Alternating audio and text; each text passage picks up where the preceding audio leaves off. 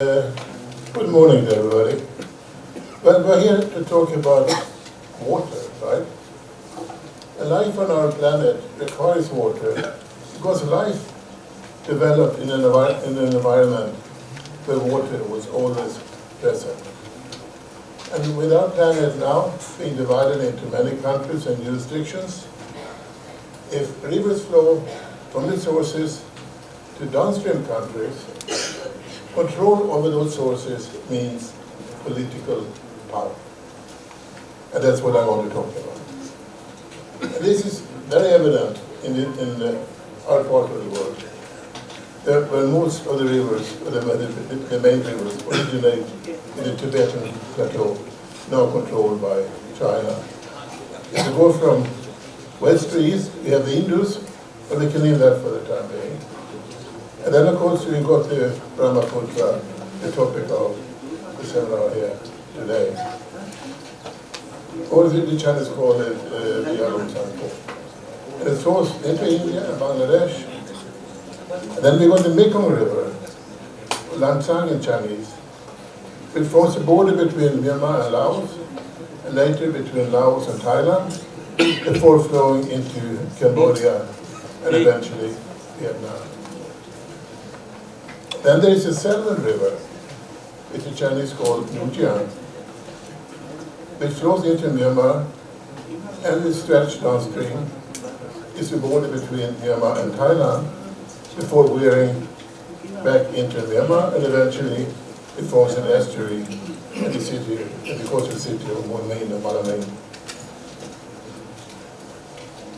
And then there is the Irrawaddy River, a mighty river that flows through almost the entire length of Myanmar. It does not really originate in Tibet. It originates on the Myanmar side of the Himalayan range. But many of the tributaries, they come from, or flow in from Tibet or from the Chinese side, what is now the Chinese side of the border. And then there is the Nimikne, or the Namtu River, which you don't hear that much about.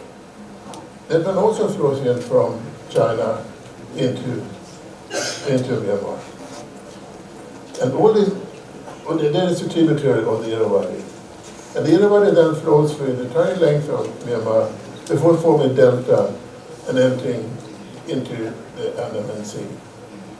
But of all the rivers that originate in the Tibetan plateau, only the Yangtze, or the Yellow River, Huanghe, which was also called, does not directly affect countries outside China. And then, of course, you have the Red River, which originates in Yunnan in southern China, and then flows into Vietnam. There are at least 5 dams on the Chinese side of the border, and a major dam in Vietnam. But it's another story, and perhaps our Vietnamese friend here can tell us more about that. It has long been argued that control over these water sources, the sources of the rivers, which originate in Tibet, was one of the main reasons why the Chinese decided to invade Tibet in the early 1990s, the early 1950s. And then in several steps consolidated the grip on Tibet, and eventually annexed it and renamed it the Xinjiang Autonomous Region. It was several years before China began to exercise their control over the water sources in Tibet in a way that had implications for effects on countries outside China. But that is happening now, and it's happening in the form of hydroelectric power stations. And those power stations are built not only to provide China with electricity, but also, I argue, to exercise political power over downstream countries. Then in November 2020, that's when it was announced that China was going to build a super dam on the Brahmaputra or the Yalom. And then in December last year, China improved the construction of what we heard a lot about here. It's called the Nidok hydropower station, which intended to be the world's largest hydroelectric power power dam. And the project will cost an estimated 126 billion US dollars. And when completed, it will have capacity, it is said, of 300 billion kilowatt hours, triple that of the Three Gorges Dam in the Yangtze. And here we come to the point. The preparations for building that dam is moving ahead without China discussing or entering into any meaningful water sharing agreements with downstream India and Bangladesh. And this we have to remember. This is also a major point I would like to make. China's apparent lack of consultations with downstream neighbors follows a pattern. There's already sparked controversies and angst in Southeast Asia, where I live. China has so far built 11 mega dams on the Mekong River, causing water levels there to fluctuate widely without prior notice to Myanmar, Laos, Thailand, Cambodia, and Vietnam, all downstream countries. One example is what happened in December 2020. That China unilaterally reduced the discharge from one of the dams on that side of the border, just to test the equipment they had installed. It was near the town of Qinghong in the Sichuan, southern Yunnan. And it was reduced from 1,904 cubic meters to 1,000 cubic meters per second.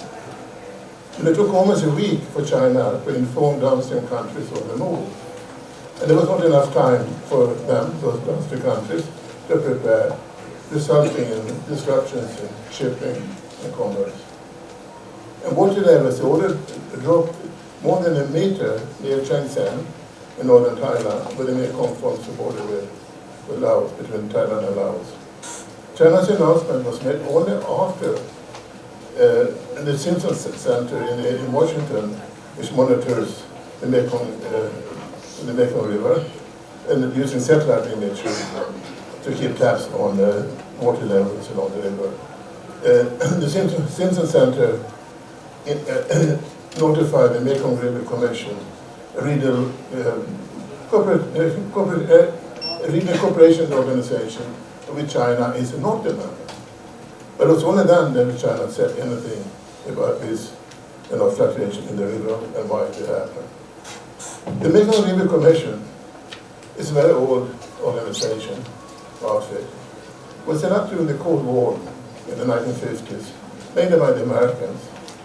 And it was meant to work with governments of Cambodia, Laos, Thailand, and Vietnam to jointly manage the rivers, the Mekong River, share water resources for sustainable development.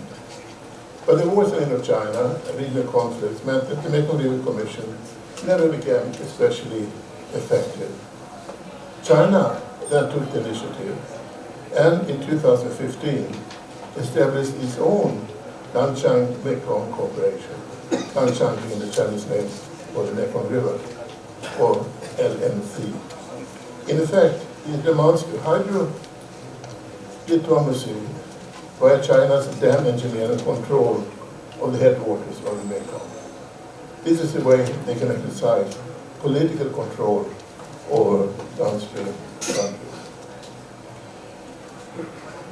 And many analysts actually believe that China is using its leverage of the Mekong water flows as a stick to win concessions from downstream Southeast Asian countries on other issues, including its Belt and Road initiative, which is supposed to be a mega project spanning the world, which is going to, if Xi Jinping's dream comes true, it's going to turn China into the world's leading superpower. And it's very possible that China is trying to establish a similar dynamic with India, with its designs for the Brahmaputra river, especially the dam that now will be under construction.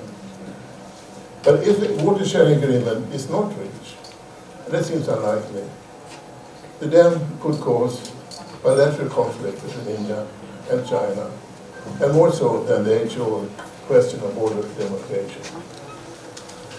Indian newspaper editorials and private think tanks have produced many critical reports and commentaries on the issue, saying that the dam will adversely affect the livelihood of downstream communities. We heard a lot about that today. In Bangladesh, which maintains cordial relations with China, people did protest over the Yalong Changbao dam project. But it was years before the current appeals, and we really don't know what Bangladesh's position is today. And then we have the Salween River, where large hydroelectric power projects have been planned for various stretches of that river for decades. But no dams have actually reached completion along the Salween mainstream. And the Yunnan provincial authorities stopped plans for a cascade of 13 hydroelectric projects in 2016 because of widespread corruption issues. And there was a claim as a pretext they had plans to turn the area into a national park, but that was not the reason for suspending those projects. But in Myanmar, on the Myanmar side of the border, 7 dams have been built on the Salween River, involving Chinese and Thai companies. And there are in various stages of planning and construction. But nobody really knows when they want to be completed, especially today, given the political uncertainty in Myanmar. And another 790 megawatt hydroelectric power plant has also been built with assistance from China in the mid-Ningye, or the Namtu River, southwest of Mandalay. So China is spreading out its influence all over the region using the construction of dams to get benefits like electricity, but also to exercise political power over its neighbors. And it's quite easy to understand that many of those projects have been met by protests from civil society organizations, primarily in Thailand, where I live, in Chiang Mai, in the north. And in Myanmar, it was a major controversy that erupted after China and the previous military government had entered into a joint venture to build a mega dam in Kachin state in the northernmost Myanmar, where the Malika and Mekka rivers converged and formed the Irrawaddy. It was a $3.6 billion project, and 80% of electricity was going to go to China. People were furious, and the project was suspended eventually in 2011 by then President Thein Sein after widespread concern over the dam's social and environmental impacts. Anti-Chinese demonstrations were also held outside the Chinese embassy in Yangon, in many towns all across the country. But now, after the most recent military takeover in February 2021, China is pushing for a restart of the Midson project. Given the fact that there's a war there, the war has escalated since the coup. It's a war between government forces and ethnic resistance armies.